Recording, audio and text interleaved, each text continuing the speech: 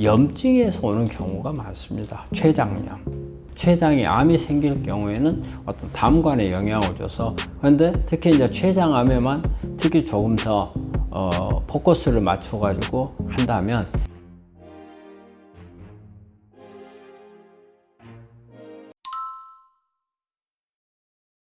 몇 가지 이제 원인들이 있는데, 췌장암은 일단 염증에서 오는 경우가 많습니다. 췌장염.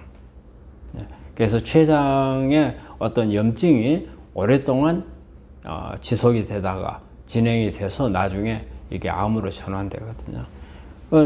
이 췌장의 염증이 이렇게 암으로 간다는 것은 어떻게 보면 우리가 또 이걸 생각할 수 있어요. 장 관리를 잘해야 되겠다. 장이 나빴을 때 췌장의 염증을 많이 일으키기 때문에 그런 부분들이 장 관리가 상당히 중요하겠다는 것을 알 수가 있거든요.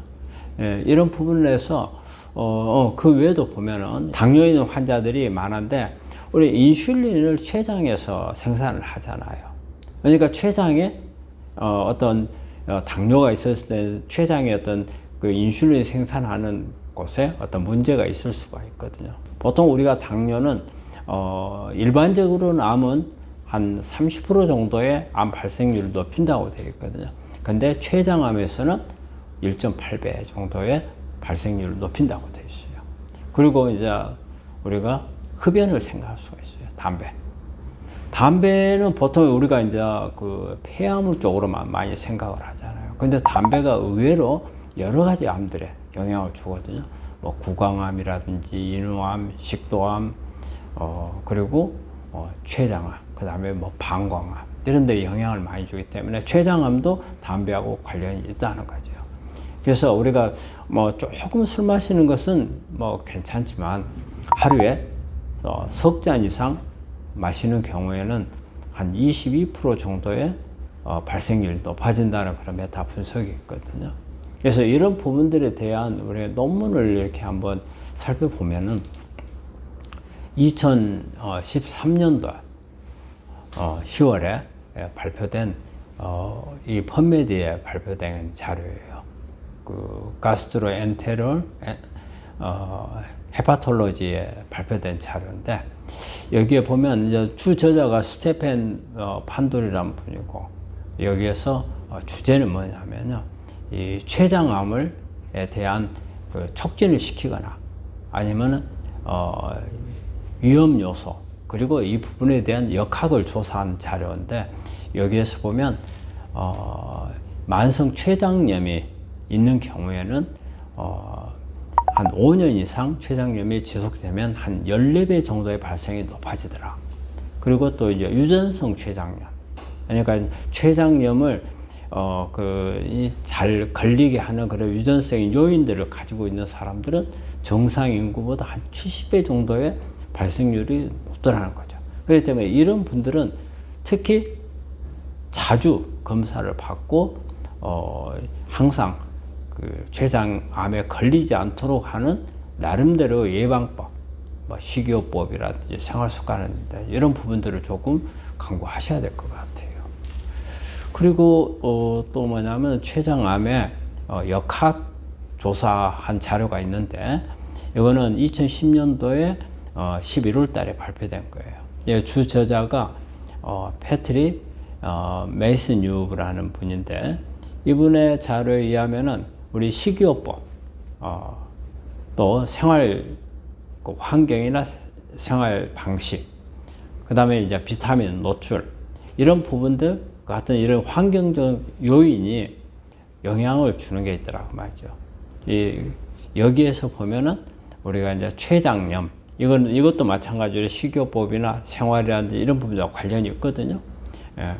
그래서 이런 부분들이 원인인데, 여기에다가 어떤 알코올 섭취라든지 또 흡연이라든지 이런 부분들을 했을 때 상당히 췌장암을 발생할 수 있는 위험도를 높이더라는 그런 부분들을 발표를 했고요.